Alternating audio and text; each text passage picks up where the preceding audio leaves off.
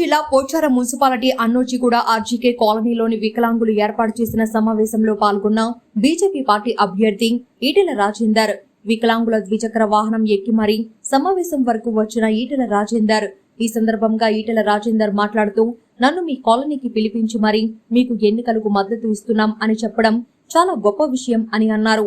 నేను 24 ఏండ్ల నుండి రాజకీయాల్లో ఉద్యమ నాయకుడిగా ఉన్నా. అప్పటి నుండి నాకు పరిచయం ఉన్న అన్ని సంఘాల నాయకులు అలాగే పంచాయతీ కార్మికులు ఆశా వర్కర్ల మద్దతు ఉంది అని అన్నారు. ఇంకా 3 రోజులు ప్రచారానికి గడువు ఉంది. కావున అందరూ బీజేపీ పార్టీకి మద్దతు ఇచ్చి మరీ సంపూర్ణ మెజారిటీతో గెలిపించాలని కోరారు. ఎన్నికల్లో ఎవరు చేసిన పని వారు చెప్పుకోవాలే కానీ ఇలా చిల్లర పనులు చేయొద్దు అని అన్నారు. అనని మాటలు అన్నట్టుగా మార్ఫింగ్ చేసి తప్పుగా సృష్టిస్తున్నారు కొందరు అని అన్నారు.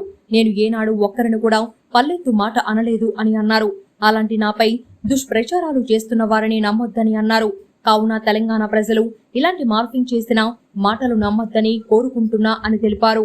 అనంతరం బీజేపీ పార్టీలో చేరిన పలువురు బీఆర్ఎస్, కాంగ్రెస్ పార్టీకి చెందిన నాయకులు వారికి పార్టీ కండువా కప్పి పార్టీలోకి ఆహ్వానించిన ఈటెల రాజేందర్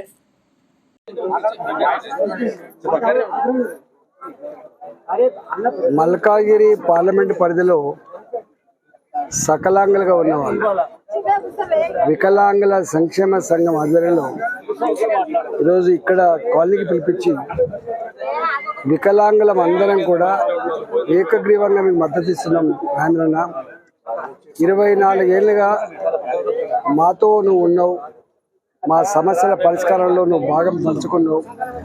రాబోయే కాలంలో కూడా ఇవాళ మా జీవితాల్లో ఇంత వెలుగు నింపాలంటే, మా బతుకులు బాగుపడాలంటే నీలాంటి వాడే మళ్ళీ ఎంపీ కావాలని చెప్పి వారు స్పష్టంగా నన్ను ఈరోజు పిలిపించుకొని నాకు తీర్మానం చేసి ఇవ్వడం జరిగింది. వాళ్ళకి కృతజ్ఞతలు తెలియజేస్తా ఉన్నాను.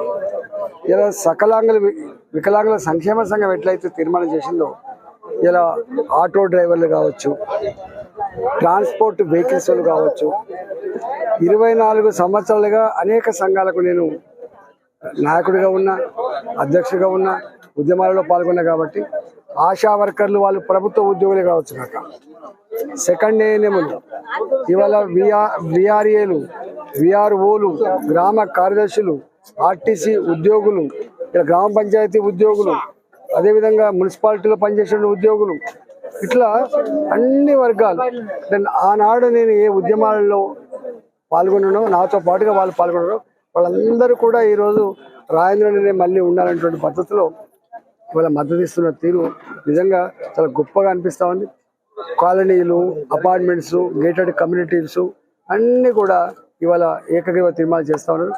బస్తీలలో ఇవాళ కాంగ్రెస్ పార్టీ కొన్ని డబ్బులు పంచి వాళ్ళకు కొంచెం ప్రలోభ పెట్టి ఓటు దండుకునే ప్రయత్నం చేస్తున్నారని ప్రచారం చేస్తూ ఉన్నారు.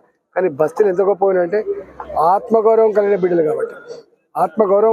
బిడ్డలు కాబట్టి మంచేందో చెడేందో తర్కించుకునే శక్తి ఇవాళ ఎవరు మనోడో ఎవడు మందోడో వాళ్ళకు అర్థమైంది. కాబట్టి ఇవాళ వీళ్ళు ఎన్ని జిమ్మిక్కులు చేసినప్పటికి కూడా ఇవాళ మల్కాగిరి గడ్డ మీద గెలిచే అభ్యర్థిని నేనే అనేటువంటి భావన ఉన్నది.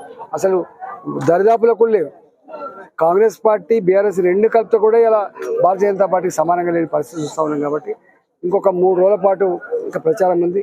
9, 10, 11 3 రోజుల పాటు ప్రచారం ఉంది. కాబట్టి ఇవాళ నా అభిమానులు కావచ్చు, నన్ను అభిమానించే వాళ్ళు కావచ్చు, ఇవాళ నాతో పాటు ఉద్యమంలో పాల్గొన్న ఉద్యమకారులు కావచ్చు, అదేవిధంగా మాకు అనేక రకాల అండగా ఉండాలని చెప్పేటువంటి సంఘాలు కావచ్చు, ప్రజలు కావచ్చు, పూర్తి స్థాయిలో ఈ 3 రోజుల పాటు కష్టపడి నన్ను సంపూర్ణమైన విజయాన్ని చేకూర్చాలని చెప్పి